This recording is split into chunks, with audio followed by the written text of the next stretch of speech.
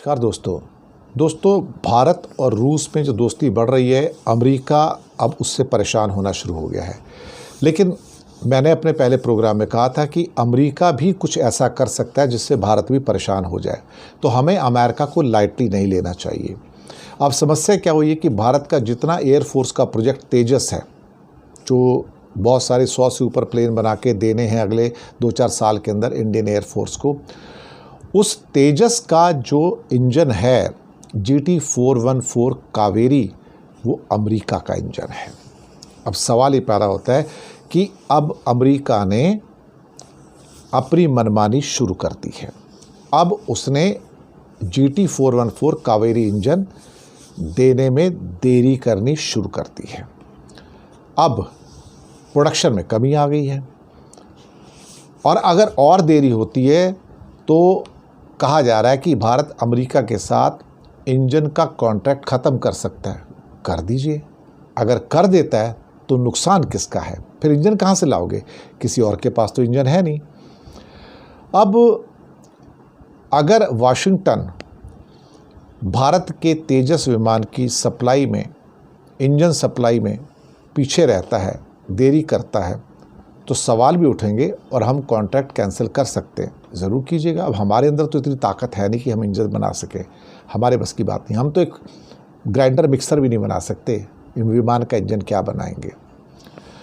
लेकिन अब अमेरिकन 404 और 414 जो इंजन की सप्लाई है, उसके ऊपर इमीडिएट प्रभाव पड़ना शुरू हो गया है।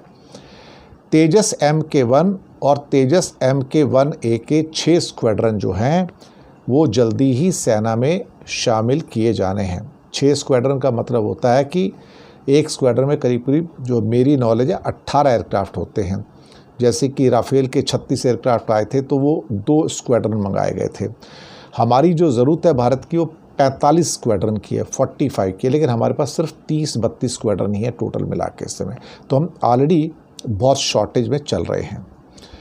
अब सवाल ये पैदा होता है कि हम क्या तेजस का इंजन किसी और से ले सकते हैं? क्या कोई और ऐसा कंट्री है जो तुमको एयरक्राफ्ट का इंजन दे सकता है? और हम तो कुछ कर नहीं पाए और हम तो कर भी नहीं पाएंगे। इंजन तो हम तो भैया जी, मैंने कहा ना, ग्राइंडर मिक्सर भी नहीं बना पाते हम तो, हम एयरक्राफ्ट का इंजन कहाँ से बनाएंगे। अब तेजस की जो अगली सीरीज़ है MK2, उसके लिए F414 का इंजन भारत को अगर नहीं मिलेगा तो भैया जी कॉन्ट्रैक्ट गया तेल लेने, अंदर घुस गया। फिर अब हिंदुस्तान एरोनॉटिक्स कहता है भैया जी कुछ और इंजन के बारे में सोचो।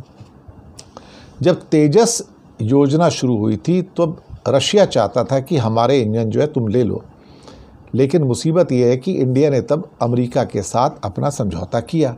ये बात तो सही है। अब तेजस MK1, तेजस MK1A और तेजस MK2 भारतीय वायुसेना के अंदर MiG-21, MiG-29 और जगुआर की जगह लेंगे। MiG-21 तो रिटायर हो चुके हैं, MiG-29 थोड़े से बचे, वो भी रिटायर हो जाएंगे। जगुआर भी बिल्कुल रिटायरमेंट की पहुँचे हुए, इसका मतलब।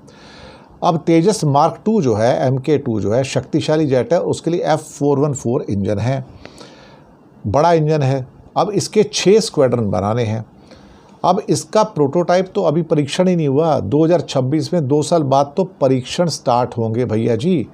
उसके बाद भगवान जाने क्या होगा। अब हम क्या करें इसके बाद में। तो ये भारत के लिए बड़ी मुसीबत हो गई है कि भैया जी इतना बनाने के बाद अब इंजन कहाँ से लाएंगे, कौन इंजन देगा इसके लिए।